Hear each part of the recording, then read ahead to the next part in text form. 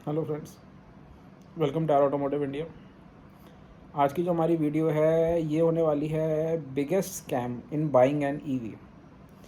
EV खरीदते time एक ऐसा स्कैम जिसके बारे में शायद लोगों ने सोचा नहीं होगा, लेकिन अब जब केसेस आए हैं तो लोगों को पता चलना स्टार्ट हुआ है। ऑलरेडी जो इलेक्ट्रिकल स्कूटर्स हैं उनके साथ लोग भुगत रहे हैं, अच्छे खासे भुगत रहे हैं। लाइफ भी बहुत कम है, इश्यूज़ बहुत ज़्यादा हैं, इंजन मेल फंक्शन, बॉडी या कह सकते हैं आपका स्ट्रक्चर इश्यूज़, वो तो कोई लिमिट नहीं। एक एग्जांपल देता हूँ, मेरे ख्याल से जितना मैंने पढ़ा है, जितना मेरे को नॉलेज है, ओला ये आपके स्कूटर आते हैं, 80,000 कंप्लेंट्स पर मंथ, सेल्स कितनी है? 6 लाख। 6 लाख अगर एक गाड़ी बिक रही है, उसमें 80,000 कंप्लेंट्स अगर आ रही हैं, तो आप खुद सोच सकते हैं कि क्या रेशियो चलेगा। चलिए, पर ये इस बारे में नहीं है, ये है ईवी खरीदने टाइम। ईवी खरीदेंगे सबसे इंपॉर्टेंट चीज़ क्या है? Battery pack.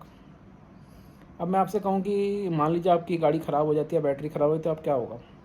आप कहेंगे कुछ भी नहीं होगा, हमें वारंटी मिली है, हमारी बैटरी बदल जाएगी।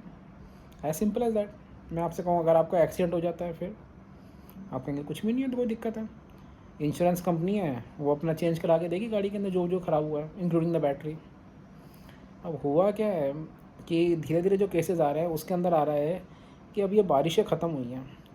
बारिशें ख़त्म होने के बाद में काफ़ी जगह से रिपोर्ट्स आई हैं, और लेटेस्ट आई है नोएडा से कि एक फ्लड अफेक्टेड ईवी थी, BYD शायद कंपनी की है ये। उसके अंदर फ्लड की वजह से उनकी गाड़ी खड़ी खड़ी पार्क्ड गाड़ी ख़राब हो गई। कंपनी कहती है कि ये फ्लड डैमेज है, ये हम कवर नहीं करते।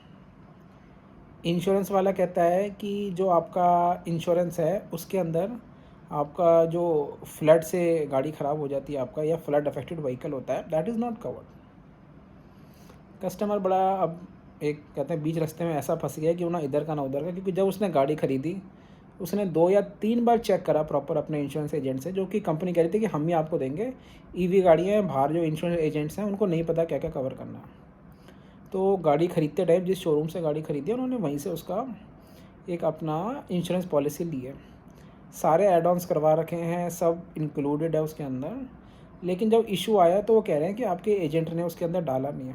कंपनी कह रही है कि हम इसमें चेंज नहीं कर सकते क्योंकि फ्लड अफेक्टेड व्हीकल को हम वारंटी में नहीं लेते। ये बात बिल्कुल सही है कि अगर इलेक्ट्रिकल व्हीकल को फ्लड अफेक्टेड हो जाए तो ब्रांड वारंटी या फिर आपकी जो मैन्युफैक्चरिंग डिफेक्ट्स है उसके अंदर वो कवर्ड नहीं होता है।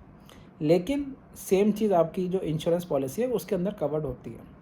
Engine protect, flood affected, water damage, ये सब चीज़ें आपकी एक्स्ट्रा पॉलिसी के अंदर अब ऐड ऑन आती हैं, ये हो जाती हैं। लेकिन इलेक्ट्रिकल व्हीकल जो रन ही टोटली बैटरी पैक के ऊपर है, उसमें गाड़ी में कुछ भी नहीं होता, जो मेन आपकी कॉस्टिंग है that is of the battery. तो अगर उसी के आपको कोई इशू आ जाए, नहीं मिलेगी, तो आप कहाँ पे जाएंगे? तो अब आप लोग खुद हैं, सोच समझ के ख़रीदिए। इलेक्ट्रिकल व्हीकल अगर आप ख़रीद रहे हैं, पॉलिसी के अंदर चेक कीजिए कि आपका वाटर अफेक्टेड या फिर डैमेजेस में क्या क्या कवर्ड है।